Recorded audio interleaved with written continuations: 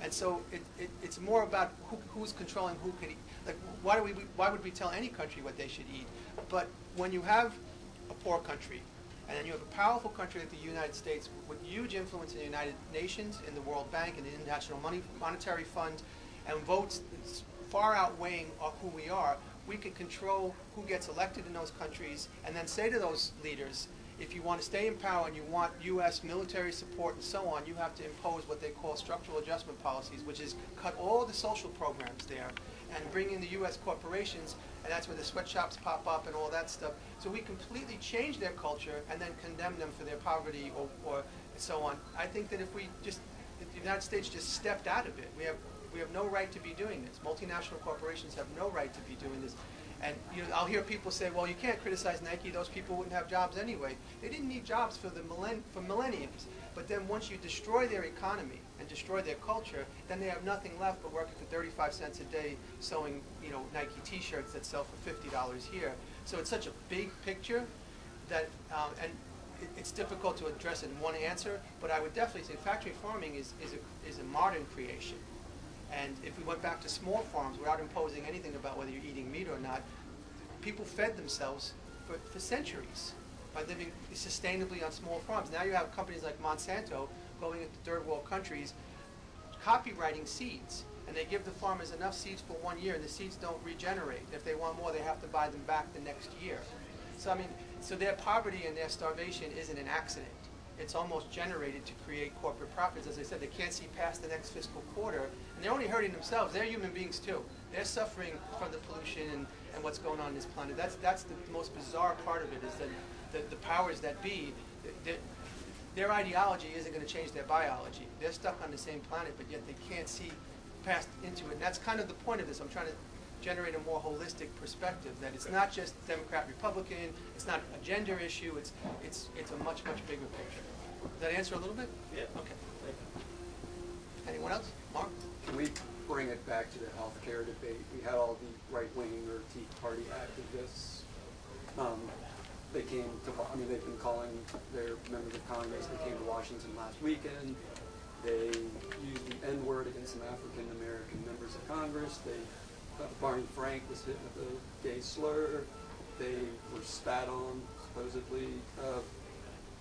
How do you view that? It seems like there are very few people on the left who are voicing the same frustration as the right wing. The interesting with when I talk about the Tea Party, people are generally familiar with what it is, right?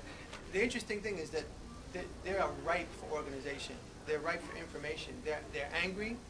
They're active. They're ready taking action. They're just so misinformed because of what they're being told. What a beautiful system! If you could convince people that, let's just say in 2008, that John McCain or Sarah Palin represents as far right as you can possibly go, and Barack Obama represents as far left as you could possibly go, and anybody beyond that isn't even worthy of discussion. So you present this illusion of this grand democracy where you have this huge choice between these vastly different individuals.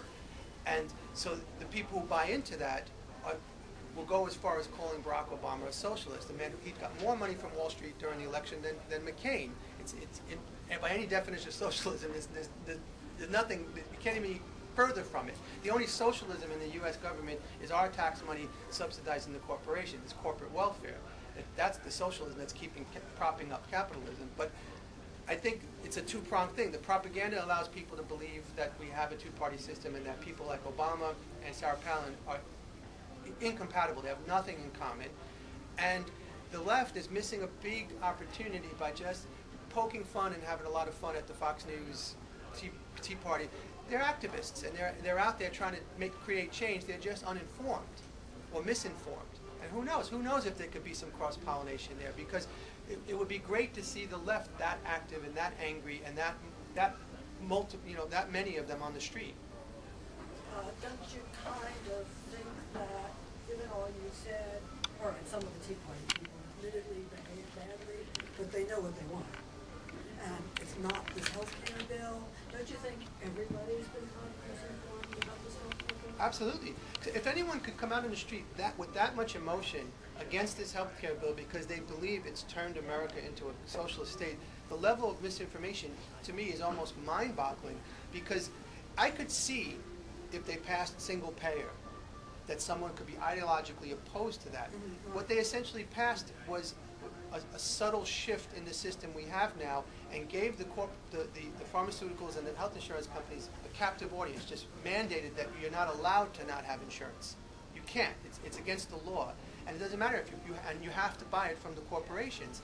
And Left and right, we're all screwed. again, it's satisfying a very narrow group. But Obama's playing, he's not a liberal. He plays one on TV. That's what he's doing. He's playing. He talked about the public option long enough to give the perception that he's a liberal, and then dumped it once it was no longer useful to him. And he bought into this system where and what's so bizarre is that people can be that angry at him because they call it socialism, when there's plenty of reason to be angry about this health care bill, but not because it's socialism or socialized medicine. I think there's a lot of money behind the tea baggers.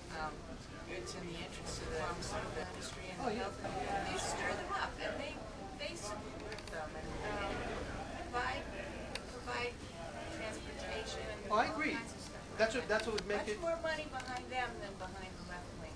Yeah, and that's what would make it that much more satisfying to tap into that anger. Could you imagine turning that against them? Could you imagine that if these people have now committed to activism as part of their daily life, which would be wonderful if everybody did that. Ralph Nader once said, if you created civic time in your life for you and your family, and even if you just delegated 2 hours a week spread out over the week, you could change the whole country if everybody took a little time off of shopping or TV or something. So if these people who are being motivated to do the Tea Party are now committed that this is part of their life, they're going to come out, they're going to get on buses, they're going to go. Those are the type of people that maybe you want to tap into, and it would be even more satisfying to turn them against their corporate donors.